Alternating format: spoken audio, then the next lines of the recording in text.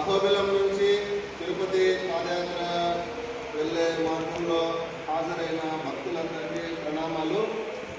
ఈరోజు భక్తులందరికీ ప్రసాద వితరణ సేవ వెంకట కుమార్ ప్రభు, వారి సతీమణి చంద్రకళ మాతాజీ, వారి యొక్క కుమారులు చరణ్, ధనుష్, భీమేశ్వర్ వాళ్ళ కుటుంబం తరఫున భక్తులకు ప్రసాదం సేవ చేశారు.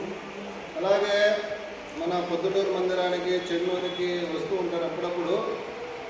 వసుమన వెంకటేశ ప్రభు అని వారి యొక్క చిన్న కుమారుడు హాస్పిటల్లో ఉన్నారు, ఐసీయూలో.